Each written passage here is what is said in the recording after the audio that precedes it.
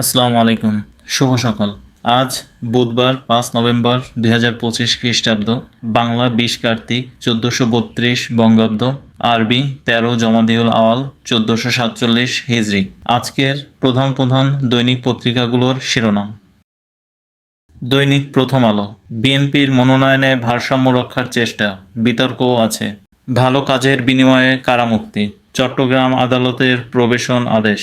সরকারকে আস্থা ও সক্ষমতার ঘাটতি অতিক্রম করতে হবে। বিশেষ সাক্ষাৎকার হোসেন জিল্লুর রহমান। বিএনপির মনোনয়ন তালিকায় নেতাদের ১৯ ছেলে ৫ মেয়ে। আসন সমঝোতা নিয়ে বিএনপির দিকে ঝুঁকছে এনসিপি। মেয়র নির্বাচনের ভোট গ্রহণ, নিউ ইয়র্ক ইতিহাস গড়ার দ্বারপ্রান্তে বললেন মামদানি। দৈনিক ইত্তেফাক। জোটের প্রার্থী হলেও নিজস্ব প্রতীকে ভোট বাধ্যতামূলক। ৩২ বছর পর অনার্স মাস্টার্স শিক্ষকদের এমপিওভুক্তি করার সিদ্ধান্ত। নোয়াখালীতে ট্রাক সিএনজি মুখোমুখি সংঘর্ষে নিহত ৬। অনলাইন জুয়া ও পর্নোগ্রাফিতে জড়িত ৫,০০০ এমএফএস অ্যাকাউন্ট বন্ধ। কঠোর অবস্থানে যাচ্ছে সরকার। যুগান্তর। দেশজুড়ে নির্বাচনী দামামা। হেভিওয়েট নেতারা বাদ-পড়ায় অসন্তোষ। বিএনপির সম্ভাব্য প্রার্থী তালিকা প্রকাশ, মনোনয়ন না পেয়ে বিভিন্ন স্থানে বিক্ষোভ সংঘর্ষ। লোপাটের কারিগর বঙ্গবন্ধু প্রকৌশলী পরিষদের সদস্য, এখনো কেন এত প্রিয় তবিবুর। কালের কণ্ঠ। সাধ্যের মধ্যে সাধের বাড়ি। নির্বাচনী ট্রেনে বিএনপিতে যোগ দিলেন শহীদ মীর মুগ্ধর ভাই স্নিগ্ধ।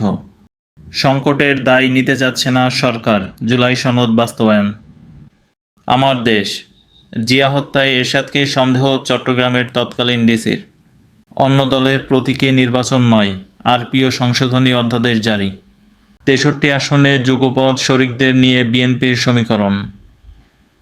৭ নভেম্বর বনাম হালের জাতীয়তাবাদী রাজনীতি, মাহমুদুর রহমান। সমকাল। রাজনৈতিক বিরোধ না মিটিয়ে আরপিও সংশোধনের গেজেট। মনোনয়নে বিক্ষোভ, চ্যালেঞ্জে বিএনপির প্রার্থী তালিকায় কয়েকজন ঋণখেলাপি। হোসাব পাওয়ারের ৪৮৪ কোটি টাকার ঋণ গোপন। দেশ রূপান্তর। এনসিপিকে জোটে চায় বিএনপি। রাজনৈতিক বেড়াজালেই পুলিশ। গণভোটের আলোচনায় ভাটা। সনদ বাস্তবায়ন চাপিয়ে দেওয়ার মতো সিদ্ধান্ত নেওয়া হলে এ বিষয়ে সভা করার কী দরকার ছিল, গয়েশ্বর চন্দ্র রায়। জোটে যাওয়ার সম্ভাবনা কম এনসিপির, এই মাসে প্রার্থী ঘোষণা। কালবেলা। জোটের জট খোলার চ্যালেঞ্জে বিএনপি। ৮৫ আসনে বিএনপির হেভিওয়েটদের মুখোমুখি জামায়াতের প্রার্থীরা। ৩০০ আসনে প্রার্থী দিয়েও অন্যদের সঙ্গে দর কষাকষি চালিয়ে যাবে এনসিপি। প্রাথমিকভাবে ঘোষণা করা হবে ১৫০ আসনে।